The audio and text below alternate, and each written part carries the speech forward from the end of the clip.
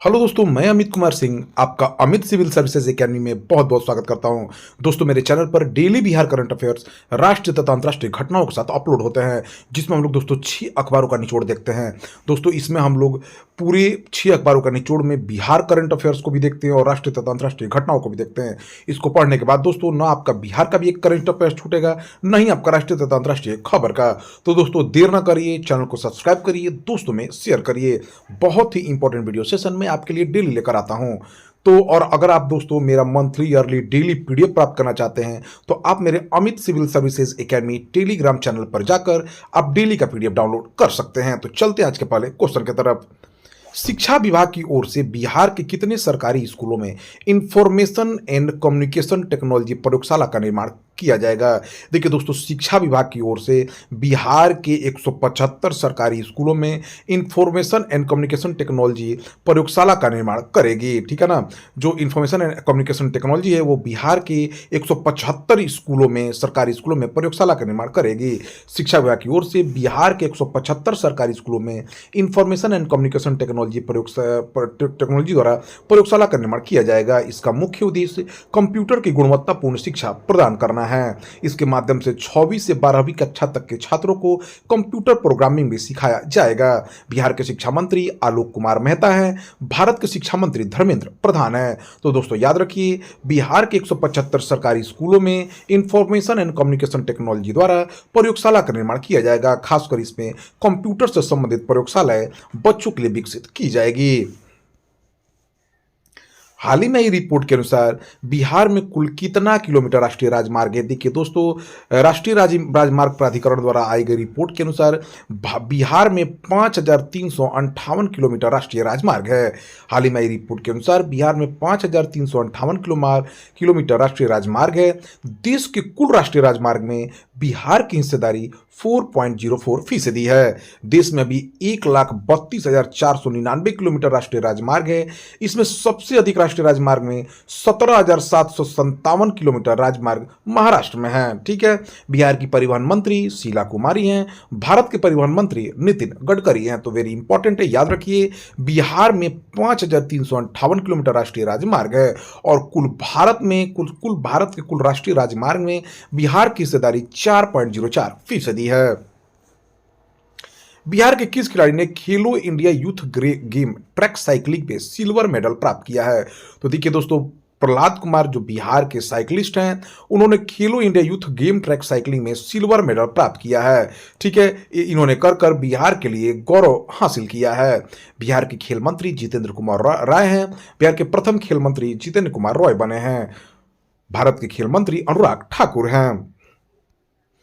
बिहार के किस जिले के रहने वाले मेजर इंद्रजीत सचिन 26 जनवरी 2024 को युद्ध स्मारक तथा 29 जनवरी 2024 को बीटिंग द रिट्रीट में परेड कमांड करेंगे? तो देखिए दोस्तों, बिहार के मुंगेर जिले के रहने वाले मेजर इंद्रजीत सचिन 26 जनवरी 2024 को युद्ध स्मारक तथा 29 जनवरी 2024 को बीटिंग द रिट्रीट में परेड कमांड करेंगे। सचिन ऐसी उपलब्धि हासिल करने वाले पहले सैन्य अधिकारी बने हैं। यह मुंगेर समेत पूरे बिहार के लिए गर्व की बात है।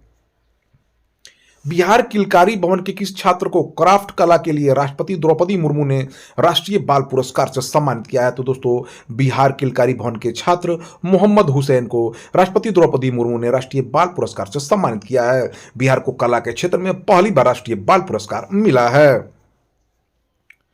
अखिल भारतीय अभियान हमारा संविधान हमारा सम्मान का उद्घाटन किसने किया है?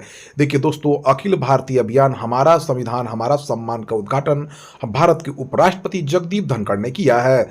गणतंत्र के 75वें वर्ष के उपलक्ष्य में अखिल भारतीय अभियान हमारा संविधान हमारा सम्मान का उद्घाटन किया है उपराष्ट्रपति जगदीप धनखड़ ने।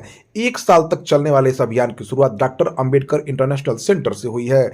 यह अभियान न्याय विभाग, विधि एवं न्याय मंत्रालय द्वारा चलाया जा रहा है। इसके साथ ही कानूनी सलाह के लिए एकीकृत कानूनी इंटरफेस प्रदान करने हेतु न्याय सेतु का भी शुभारंभ किया गया है।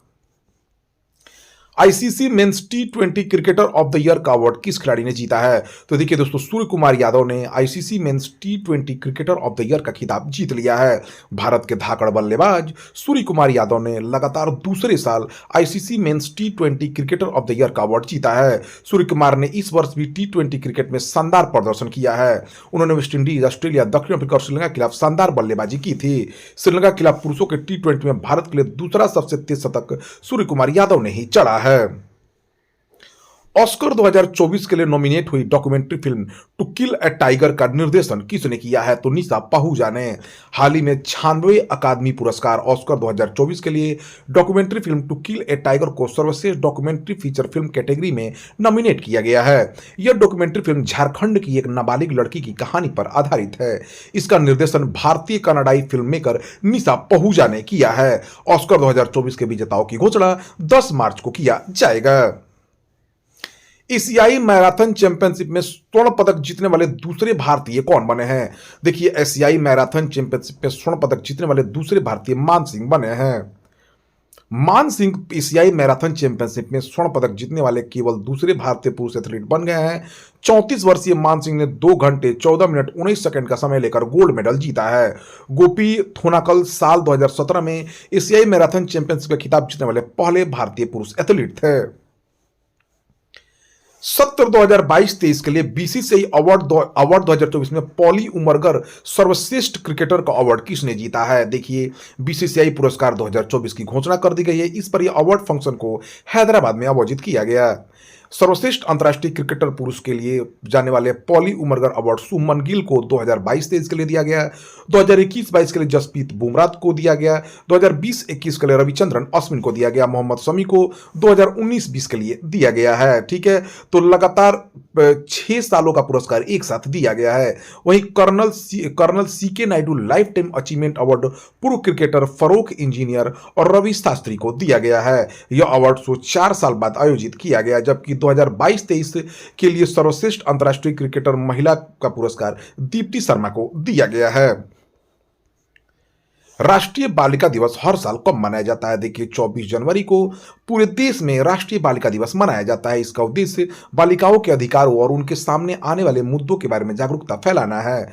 इस दिवस की शुरुआत साल 2008 में की गई थी। देश में इस समय बालिकाओं के अधिकारों का समर्थन करने वाली योजनाएं चल रही हैं, जिसमें सुकन्या समृद्धि योजना, सीबीएसई उड़ान योजना, बेटी बचाओ बेटी पढ़ाओ जैसी योजनाएं प्रमुख हैं। 3 ट्रिलियन का बाजार पूंजीकरण पार करने वाली दुनिया की दूसरी कंपनी कौन बनी है? तो ये माइक्रोसॉफ्ट बनी है दोस्तों। दिग्गज टेक्नोलॉजी कंपनी माइक्रोसॉफ्ट का बाजार पूंजीकरण $3 ट्रिलियन को पार कर गया है। माइक्रोसॉफ्ट आईफोन निर्माता कंपनी एप्पल के बाद यह आंकड़ा छूने वाली दूसरी कंपनी बनी है। फिलहाल एप्पल दुनिया की सबसे मूल्यवान कंपनी है, माइक्रोसॉफ्ट को पछाड़कर बन गई है। किस भारतीय कंपनी को अमेरिकी स्वास्थ्य नियामक से जेनरिक दवाओं के लिए मंजूरी मिली है? देखिए दोस्तों, जाइडस लाइफ साइंसेज को हाल ही में पोस्ट हर्पेटिक न्यूरलीगा से संबंधित जेनरिक दवा की मार्केटिंग के लिए अमेरिकी स्वास्थ्य नियामक यूएसएफडीए से अंतरिम मंजूरी मिल गई है। इसके तहत कंपनी गैबापेंटिन टेबलेट का प्रोडक्शन और मार्केटिंग कर सकेगी। जाइडस गैबापेंटिन टेबलेट के लिए अधिकार हासिल करने वाली पहली भारतीय कंपनी बनी है। इस वर्ष गणतंत्र दिवस पर केंद्र सरकार कितने लोगों को जीवन रक्षा पदकों से सम्मानित करेगी?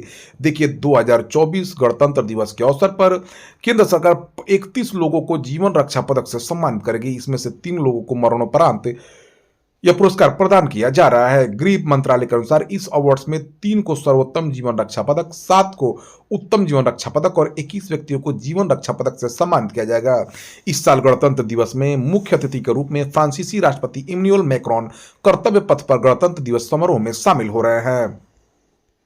राष्ट्रीय मतदाता दिवस प्रतिवर्ष कब मनाया जाता है? तो 25 जनवरी को दोस्तों। राष्ट्रीय मतदाता दिवस प्रतिवर्ष 25 जनवरी को देश भर में मनाया जाता है। यह दिवस लोकतांत्रिक समाज में प्रत्येक वोट के महत्व को बताता है। यह दिवस चुनाव आयोग की स्थापना की 21वीं वर्षगांठ के अवसर पर 25 जनवरी 2011 को पहली बार मनाया गया था।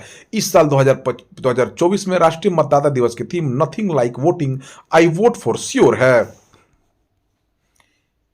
किसने कौशल विकास और उद्यमिता मंत्रालय की नई बिल्डिंग कौशल भवन का उद्घाटन किया है। तो भारत की राष्ट्रपति द्रौपदी मुर्मू ने नई दिल्ली में कौशल विकास और उद्यमिता मंत्रालय की एक नई बिल्डिंग कौशल भवन का उद्घाटन किया है। यह नई बिल्डिंग अत्याधुनिक बुनियादी ढांचे से सुसज्जित है। इस अवसर पर केंद्रीय शिक्षा, कौशल विकास और उद्यमिता मंत्री धर्मेंद्र प्रधान भी मौजूद रहे। केंद्रीय कैबिनेट ने हाल ही में सूचना प्रौद्योगिकी के क्षेत्र में सहयोग के लिए किस देश के साथ एमओयू पर हस्ताक्षर किया है? तो देखिए दोस्तों, ओमान के साथ केंद्रीय कैबिनेट ने हाल ही में सूचना प्रौद्योगिकी के क्षेत्र में सहयोग के लिए खाड़ी देश ओमान के साथ एक सहमति पत्र पर हस्ताक्षर को मंजूरी दी है। यह एमओयू 3 साल की अवधि के लिए किया गया है। इसके तहत G2G और B2B दोनों ही तरह के द्विपक्षीय सहयोग बढ़ाया जाएगा। ओमान की राजधानी मस्कट है। ओमान की मुद्रा ओमानी रियाल है। ओमान के सुल्तान और प्रधानमंत्री सुल्तान हैतम बिन तारिक हैं। सुप्रीम कोर्ट के तीसरे दलित जज कौन बने हैं? तो देखिए, प्रसन्ना वी वराले बने हैं।